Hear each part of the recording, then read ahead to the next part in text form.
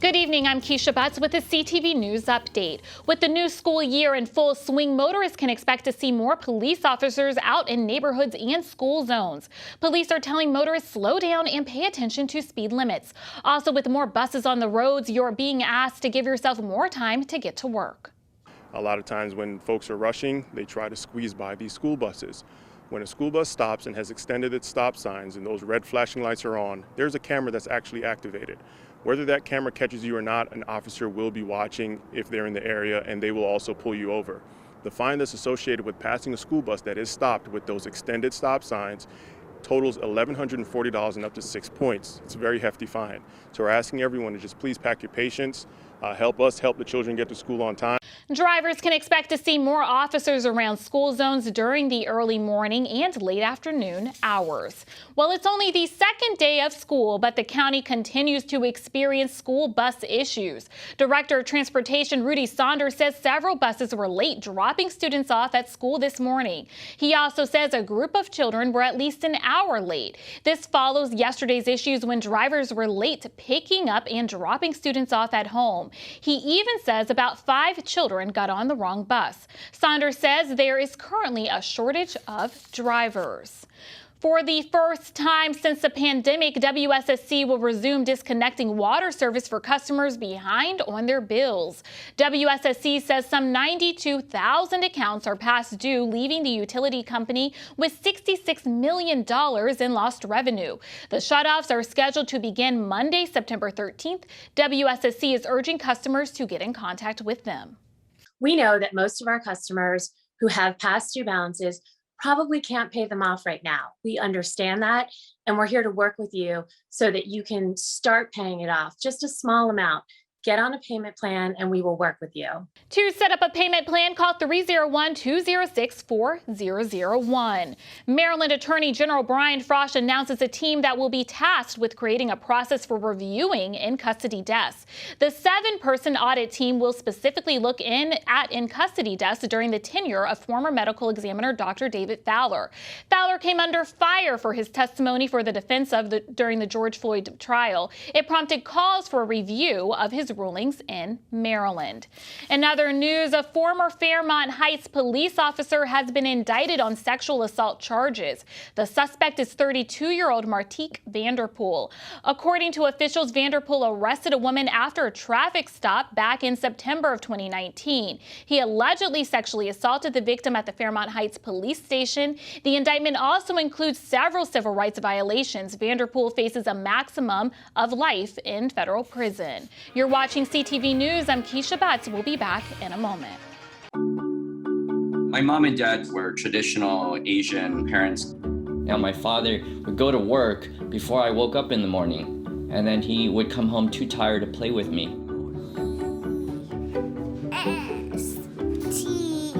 I tell my son, I love you every single day. I love you.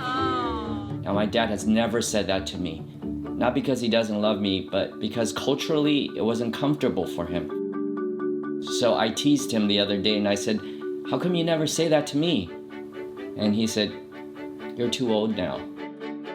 Now that he's a grandfather, he says, I love you to my son every time he sees him. My advice to all the fathers out there, forget the material things, forget the cultural restrictions. They grow up way too fast for you to waste even a single precious minute or moment. Say bye-bye. Bye-bye. Welcome back. People 65 years and older living in Maryland nursing homes are now eligible for COVID-19 booster shots. Governor Larry Hogan made the announcement yesterday saying that the state would not wait for guidance from the federal government. Hogan says booster shots will also be available for adults with certain health conditions. He also says providers will receive guidance from the state health department. Instructing all pharmacies and other providers across the state to administer boosters without any need for a prescription or a doctor's order to anyone who considers themselves to be immunocompromised. Some providers may ask you to fill out a simple form, but no one in this category should be turned away from receiving a booster. The governor says Maryland has ample supplies to offer booster shots. Here are the latest COVID-19 numbers for our area. Of the 907 newly confirmed cases, 138 of them are in Prince George's. The county's positivity rate is at 5.22%, which is slightly higher than Wednesday's number. 9 people have died of the disease since yesterday. 816 remain hospitalized. The Piscataway Indian tribe loses one of its illustrious leaders, Billy Red Wing Tyak, also known as the spiritual elder. Some refer to him as the hereditary chief. He was the son of Turkey Tyak, the 20th century leader and herbal doctor credited with the tribe's cultural revival. Piscataway elder Rico Newman says the word Tyak is a distinguished title reserved for its top leaders. He was very soft-spoken, deliberate, and he always told the same story. You know, it didn't vary. It never varied. He was always straight up with the same information. He knew his history. He knew his people. He knew a lot. And the sad part is, you know, when we lose elders like Billy Red Wing Tyak, it's like burning down a library. You know, it just takes so much away with him. Tomorrow, Newman will discuss the Piscataway tribe's future after the passing of Billy Red Wing Tyak.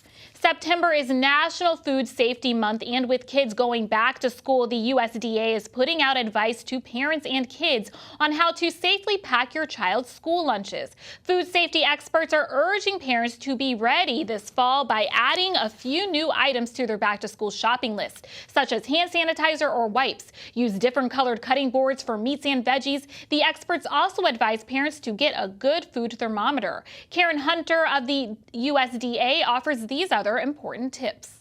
And those are clean, separate, cook, and chill. So again, making sure that your hands and surfaces are clean before you even get started.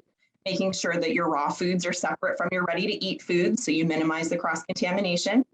Cooking items to the proper internal temperature, and foodsafety.gov is a wealth of resources in terms of finding those proper temperatures for different food products. And then what I think as far as lunch packing goes is the most important food safety step, and that is to chill. So making sure that there's at least one gel pack, and sometimes I like to freeze the children's water bottles or juice boxes. For more information, go to foodsafety.gov, and we'll be right back with more news in a moment. Stay with us. Why is ambition respected in men and criticized in women? We may think ambition in women is a good thing, but because of a lifetime of cultural stereotypes, we react negatively. That's unconscious bias. But can unconscious bias really limit women's success? Well, when asked to draw a leader, the vast majority of people, both men and women, draw a man. When we imagine positions of power, we erase women from the picture. Today, only 5% of CEOs are women. It's time to challenge cultural stereotypes and outmoded mindsets. The world is a better place when we support one another's ambitions, whatever they may be. Together, let's question the biases that hold people back. Voice our ambition proudly, without apology. Model ambition for our sons and daughters. Our ambition is to challenge double standards to help achieve women's equality. What's yours? I'm Mindy Kaling, and I embrace ambition. Thank you for staying with us. So you purchase a new vehicle and suddenly you're bombarded with requests to buy extended warranties. Where are they coming from? And how did they know that you just bought a new car? Those are questions one Montgomery County lawmaker wants answers to. I bought a car that was new to me, not a new car, in July. And then about 2 weeks later, started getting in the mail all these offers to buy a car warranty. And the people sending me these offers, they have my name, they have my address, they know the year of my car and the make of my car. And so I think the question is, how are people getting this information because it seems fairly targeted, unlike the phone calls that everyone gets, which just seem to be sort of a shotgun approach. This is very targeted by a company that knows a lot of information about me. And so I'm doing some research to understand how are companies getting this information. The Motor Vehicles Administration says that they're prevented by law from giving that information out. My insurance company says that they don't give it out. So it's a mystery how these companies are getting this information about us. Some have suggested that the information may be coming from the federal government, which requires manufacturers to turn over vehicle information for recall purposes. Delegate Carr says he's looking into that possibility. Maryland could receive up to $500 million from 2 separate settlements with the distributors of opioids and fentanyl. Maryland Attorney General Brian Frosch made the announcement yesterday. 3 of the largest distributors of opioids, including Cardinal Health, are accused of failing for years to monitor and report suspicious orders of these drugs. Maryland also accuses Johnson & Johnson of deceptively marketing fentanyl to healthcare providers and patients. 41 states, including D.C., are included in the 2 settlement agreements. A new Purple Line contractor should be in place by February, according to Maryland Transit officials. The new team will replace the contractor that quit a year ago amid cost disputes with the state. The much-delayed light rail between Prince George's and Montgomery counties has been under construction since 2017 and was initially scheduled to begin operating in March of 2022. The new opening date and cost to complete the 16-mile line will become known when a new contractor is chosen by the end of the year. Looking to create or expand a vacant retail or commercial property? Now is the time to apply for funds to make your dream come true. The Maryland Department of Housing and Community Development is offering $25 million in grants for its Project Restore program. The funds can be used toward rent or business operations. You can apply until October 8th, but if the funds run out, the application portal could close earlier. For more information, log on to dhcd.maryland.gov. The Maryland Terrapins football team opened the season with a win last Saturday. The team was boosted by defense that forced 3 turnovers and held West Virginia to only 3 points in the second half. Junior safety Nick Cross from Bowie had 6 tackles in the game, along with his 4th career interception. The 4-star recruit from DeMatha has started all 3 seasons for the Terps, getting honorable mention All-Big Team recognition as a freshman and a sophomore. The more reps you get, the more comfortable you get.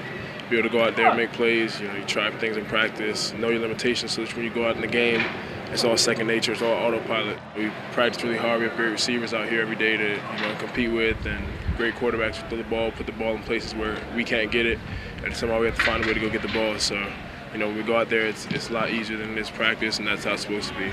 Practice is supposed to be harder than the games, and that's how it is. Nick is a special player on the back end where, again, he shows tremendous range, as we saw on the interception, and then, the big hits that he brought. He has the ability with his speed and his athleticism and size to really impact the game like few safeties are capable of, because he has elite level speed and also is a very physical player. Just continuing to get better every single day. Just going out there, having fun, just playing the calls and giving great effort, running to the ball, and good things will happen. The Terps play their second game this weekend against Howard University. Let's get a quick check on our 3-day weather forecast. Tonight, mostly cloudy with a low around 59. Friday, sunny with a high near 78. Saturday and Sunday, sunny with highs in the 80s with evening temps in the 60s. And now for the community calendar, take a step back in history this weekend. The Prince George's County Department of Parks and Recreation presents several events about African history and culture. The programs kick off this Friday and continue throughout the weekend. Events include an overnight camp out experience, small concerts, and several in-person discussions about slavery and other significant events. For more information, visit pgparks.com. And that wraps up our CTV News Update. Join us again tomorrow at 4:30. Have a good night.